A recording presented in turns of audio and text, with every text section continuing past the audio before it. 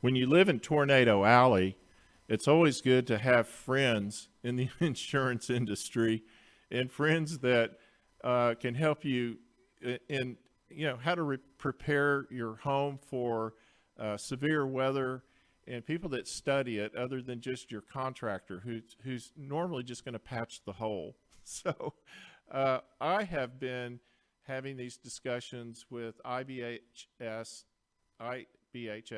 for several years about how to protect your home and their Fortified program. And my friend Alex Cary, who is their Fortified program director. And good morning, Alex. How are you? Good morning, Alex. How are you? I'm I'm doing quite doing well today. Thanks well. for I'm having doing me. well. So we just went through Ice-Ageddon here in Texas. I think it maybe, for the most part, missed you, fortunately for you. And so, true to our normal weather patterns around here, we go from Ice-Ageddon, and 5 days later it's 80 degrees. and in about and in about 2 days we're gonna have thunderstorms. spring I storms, love it. spring storms at that. And so I love doing these shows. I think it's really timely this time of year to do these shows about hail damage and protecting your home. And you guys have all kinds of programs. Why don't you explain to our audience who is IBHS? Did I have that right? Yeah. And what do you guys do? Sure. So IBHS stands for the Insurance Institute for Business and Home Safety, and we are a research and communications organization.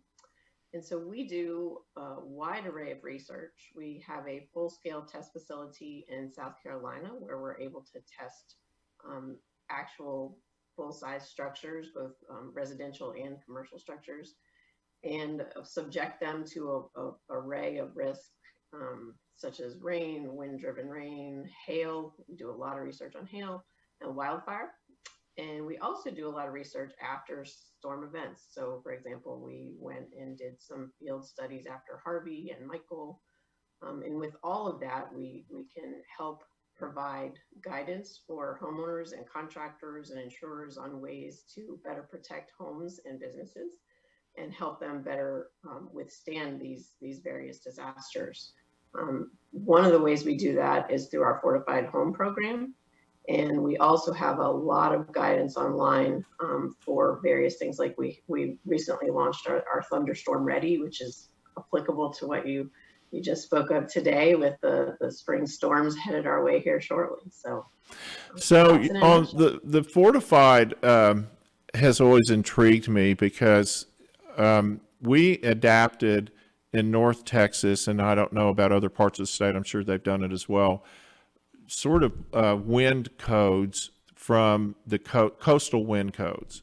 And so they just sort of introduced certain codes like strapping down headers and fortifying things with hurricane clips and things like that in primarily in new homes, but also in the remodels. Some of the cities, of course, all the cities are a little different around here, but also in the remodels, they'll have us go in and do some of that as well. And it's always intrigued me. I never understood how our houses held up to much wind the way we put it together since I've been doing it. And when we quit using real nails and things like that. I mean, I know how the old ones hold up because they built them to hold up, but the new ones aren't built as well. So having this Fortified program to me is super, super important. How do people get, tell us a little more about Fortified, and tell us how people can get on, builders in particular, can get into the Fortified program. Yeah, sure thing. So Fortified is it's a building standard. It's a series of systematic approaches to putting into either new construction, actually available for existing homes as well, where people can strengthen using very specific but usually pretty low cost methods to strengthen the home. So one of the there's actually 3 levels. So it starts at the roof, which is where both existing and new construction would play in, where we know that the roof is the first line of defense. And most often that is the thing that gets damaged. Even in those spring storm events, you get a high wind, some shingles are lost, and then in many cases more water comes in. So things like adding ring shank nails to strengthen the attachment of the roof deck, using high wind shingles and tying down the edges better, and then doing what we call a sealed roof deck can prevent a lot of damage. It keeps that water out of the house and allows that. And a lot of your emphasis in this program is water damage. It absolutely is, and we always start with the roof, regardless of what we're trying to achieve. So that is the most important. From there, we do have 2 other levels. Generally, those tend to be done more in new construction. Those, as you mentioned, the hurricane straps or the wind straps that tie down the roof to the walls and the walls to the foundation. That occurs in our gold level, and then that sort of intermediate level takes care of things like gable ends, which we know are pretty. Well, they get the lift, and so it's the wind right. comes up and it starts lifting it like an umbrella in the wind. And if your roof isn't strapped down, so I'm really curious with the hurricane strapping and the wind strapping, and you've been able to go in to communities after these storms have occurred and study. What have you guys found? It's interesting because the progression of damage is really, no matter which storm it is, and whether it's a hurricane or high wind, the straight line winds, the damage is the same, where we see the damage start with the roof, and then it escalates from there, where we start to see some gable losses, or some garage doors are particularly vulnerable. And we've done a lot of research with garage doors over the last year. And then we, in the really extreme winds, that's when we start to see the full structural failures. But there's a lot of things that people can do with the roof and with garage doors and openings to prevent a lot of those damages. In things like, I'll focus on garage doors for a moment, because they are so significant in what we've seen. And they're made out of recycled Coors cans. That's right. That's right. Yes. Not a high impact door. No, not so much. And which is very common. And so looking for a design pressure rated door can solve that.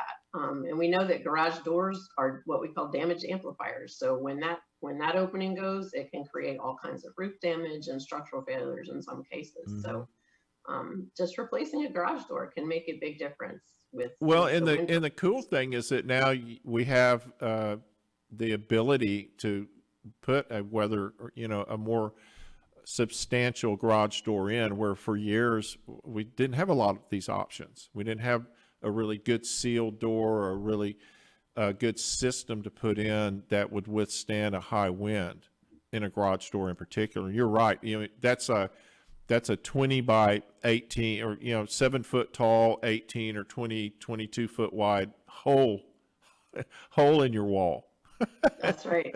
That's right. And those wind pressures can wreak havoc. Yeah, they can. So the old adage was, if a tornado was coming, open all the windows to equalize the pressure. That's what Grandma did. Do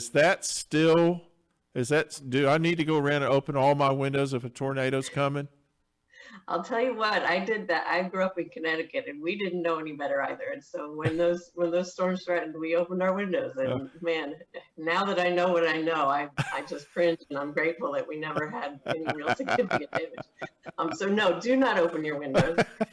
That's one of our key messages for the thunderstorm ready, is actually to make sure that your garage door is closed and make sure your windows are closed. And even surprisingly, you wouldn't think of this, but closing your interior doors can also be pretty effective, because what that does is, if you have a breach in your house through an opening, it actually can help isolate the pressure to that area instead of allowing the whole house to pressurize. So that was something that we discovered through our research a few years back, when we were doing some testing on wind. And some of the things that we're trying to guard against, of course, is flying debris. I mean, that's one of the most destructive parts of a tornado, and I've witnessed it. I've lived through lots of tornadoes down here, but I have seen some amazing things. 2x4s turned into big giant missiles that are sticking out of the side of a house.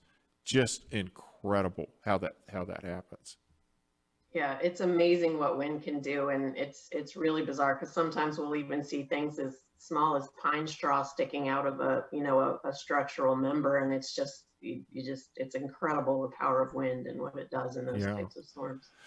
So let's talk about hail and how we can.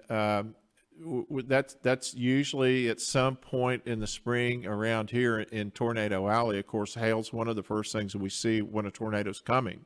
Often, what can we do now? I know we've got Class 4 shingles and things like that.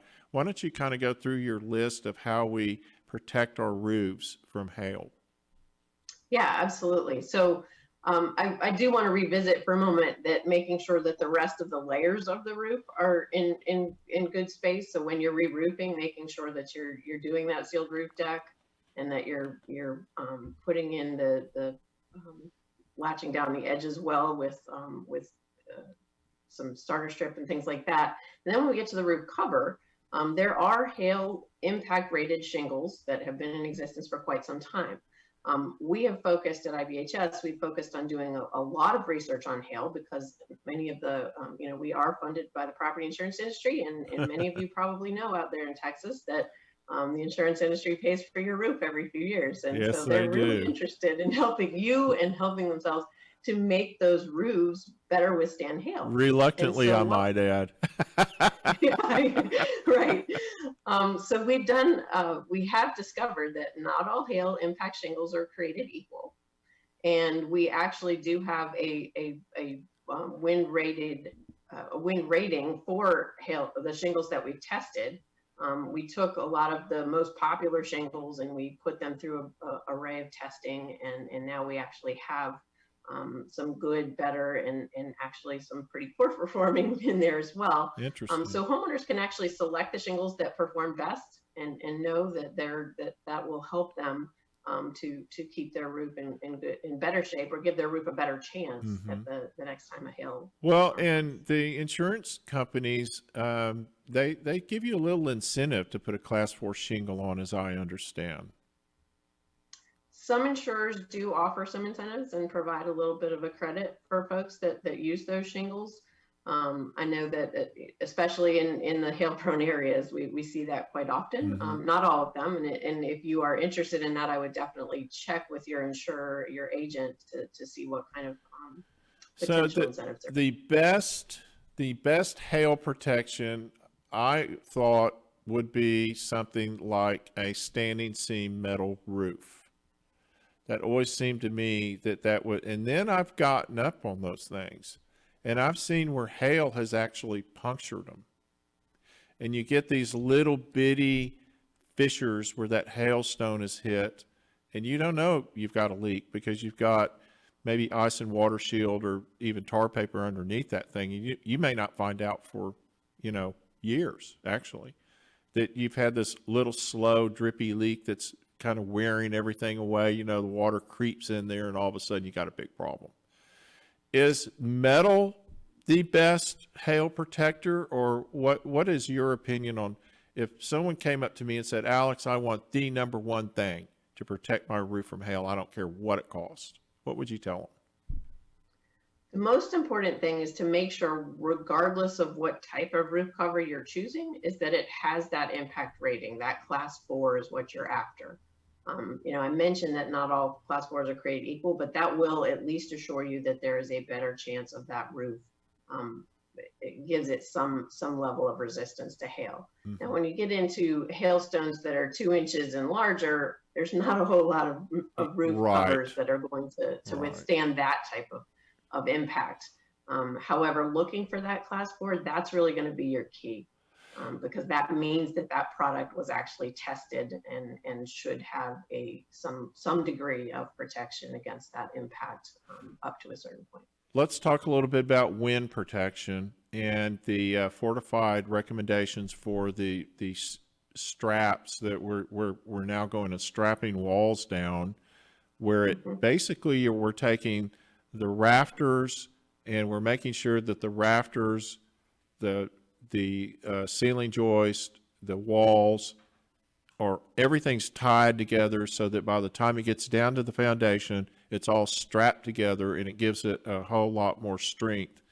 And there's particular areas that you want to do this, like around garage doors and big openings and things like that. Can you address that? Sure. So there's actually two places that we're really focusing on that. One is maybe more achievable for existing homes, which is things like porches and carports, because they tend to be giant sails. So if the wind can get under there, it can do a lot more damage than just removing that roof or carport, because many times they're tied into the main structure. So actually getting a tie from the roof to the beams to the posts, and the posts to the foundation, just that can actually create a much stronger connection and prevent bigger damage, that damage amplifier that I mentioned before. When we get into the main structure of the house, most often we see that done with new construction, unless somebody's doing like a full gut rehab or something along those lines. But we do suggest in the Fortified program, we require having an engineer involved in that load path design.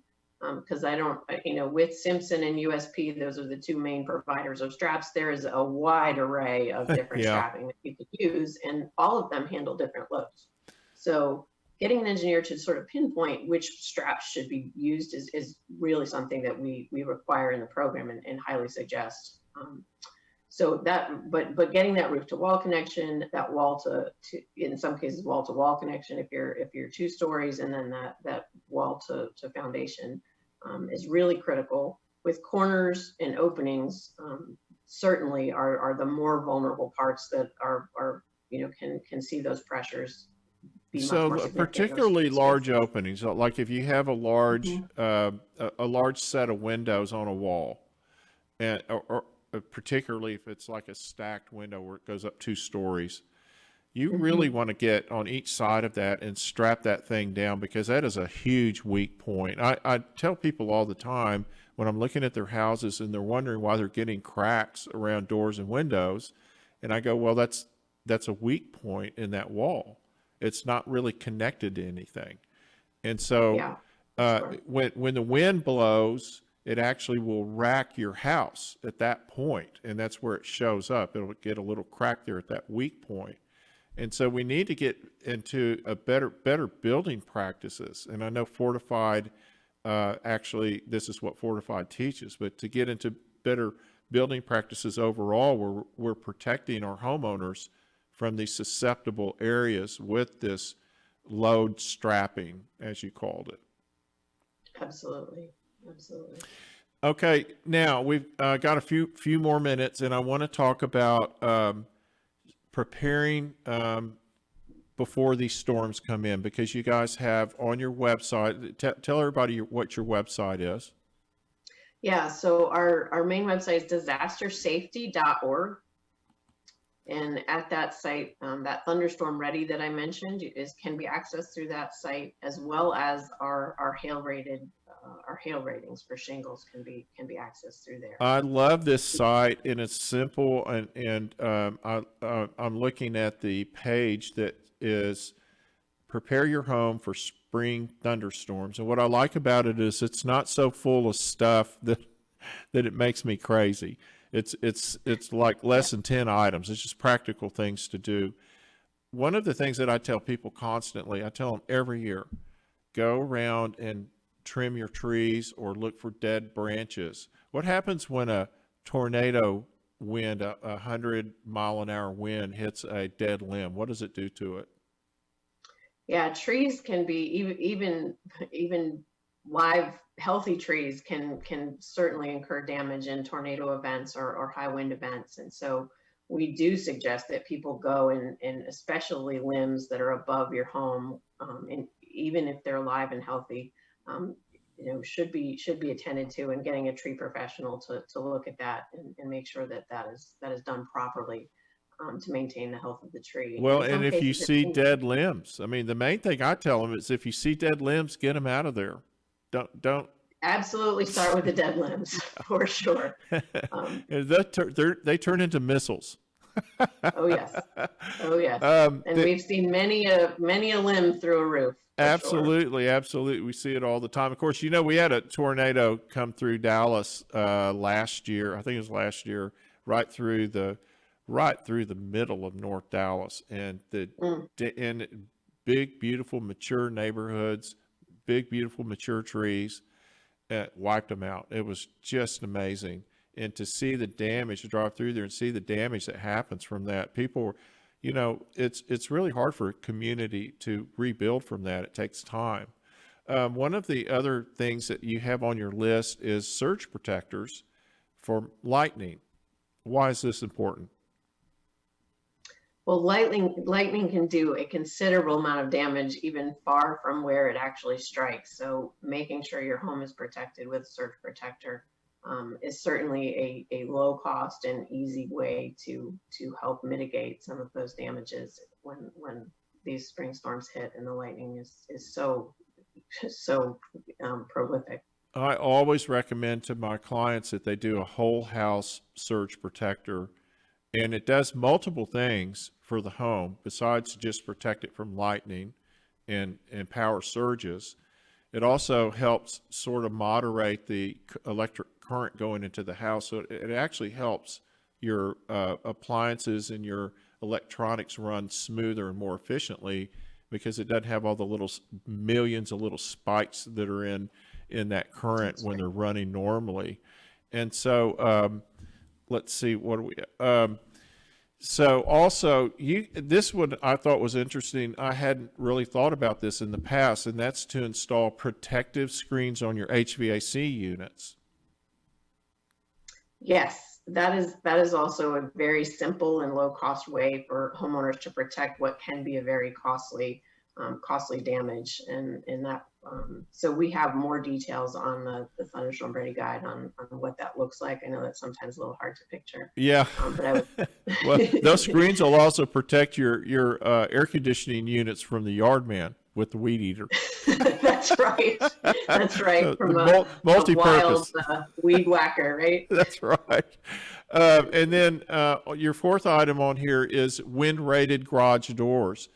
Tell us a little more about that. We touched on it earlier.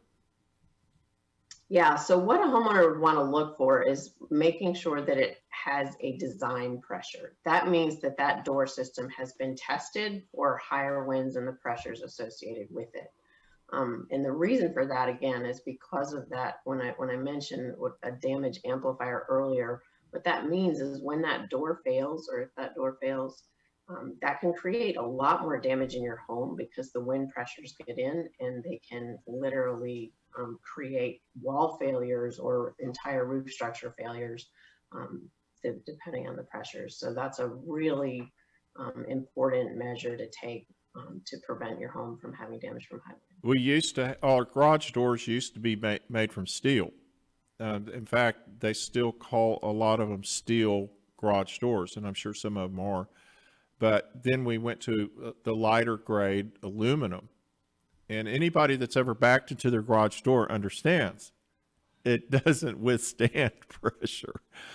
And so now we have a heavier rated garage door that'll be wind resistant. And then, of course, on most garages, we seal them with a rubber gasket to try and keep water out as well. But what we're referring to is if your garage door gets blown in and then you let all that air pressure inside that garage, then you start having other damage that occurs from that. So upgrade to steel gutters and downspouts, that I thought that was interesting. That can be a kind of a pricey upgrade. What's so important about that? Who cares if my gutter gets hail damage? Yeah, the steel gutters are just much more, have much more strength to them, and keep the gutter being in good shape is important to keep that water away from the house. But I think that so that is another element that we have in that thunderstorm ready guide, in that checkbox that you can do.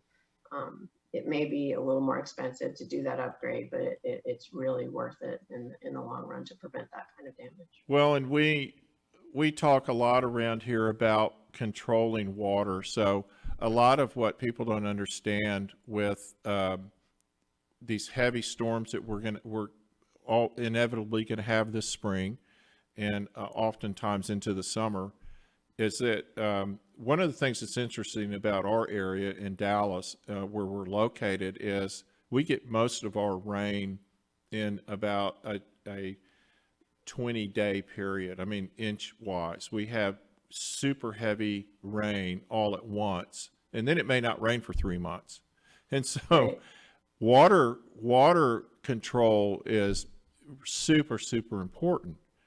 And making sure that your gutter system can handle as much as it can. And then the main thing that I see people make a big mistake, they might put a downspout that dumps all the water at the foundation, just goes down, just dumps it, instead of taking it someplace where it can run off properly or to a drainage system that it can run into.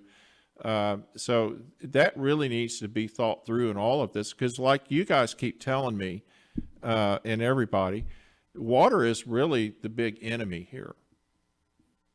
It is. It absolutely is. And getting, the initial part is getting that water off the roof and away from the house, certainly away from the foundation. That can create all sorts of other water issues if you're dumping all that water right there. And then lastly, I want to talk about self-protection in a thunderstorm, or after a thunderstorm, or after a tornado. Give us some advice on, after it all passes, what do you really need to be aware of? Let's say you're about to walk out your front door and see what's left of the neighborhood. Sure. So I think one of the main things is the power lines. You definitely want to watch out for down power lines and not go anywhere near them, and especially if they're laying in standing water, is making sure that you steer very clear of that, because that power can actually spread throughout the water and literally kill you. And just because you don't see sparks doesn't mean it's not live. And so Exactly you right. have to assume it's live. Treat it as if it's live until someone tells Exactly you different. right. Yeah. And then I would say too, is just being aware of what kind of tree damage is around you and making sure that there's no overhanging limbs that could fall. That's a pretty common thing after tornadoes and hurricanes, is that sometimes those trees do damage after the fact. So Well, really being careful. speaking to that also is making sure that your structure is still stable, and wherever you're standing, you don't want something just crashing down on all of a sudden.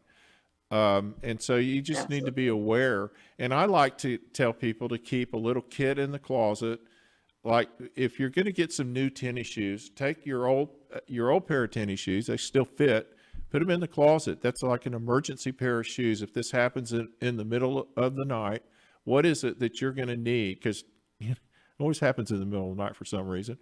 What are you going to need to get out of your house safely? You're going to need shoes. You're going to need a flashlight. You really need a weather radio that you can wind up and get reports and stuff.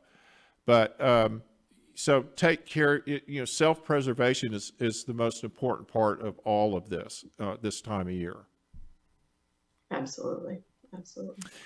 Thank you so much for spending time with us this morning. It's been so much fun. Oh, it's great to be here. Thanks for having us Super back. great information. And then we're going to talk again, like we did last year, I'm sure, about wildfires, because you guys have some fascinating studies that you've done and recommendations for homeowners to protect their structures from wildfires. But we'll wait for it to get nice and dry and crispy outside, and then we'll do that. After the spring storms dry out, right? Thank you so much, Alex Cary with IBHS. Thank you so much. Have a wonderful day. Thank you, Alex. Have a great day.